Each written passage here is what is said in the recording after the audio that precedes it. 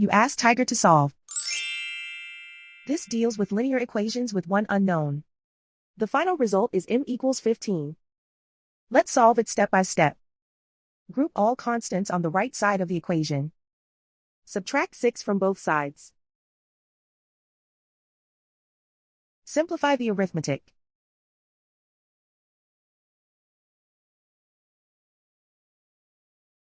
Isolate the m. Multiply both sides by 5. Group like terms. Multiply the coefficients. Simplify the fraction. Simplify the arithmetic. And so the final result is m equals 15.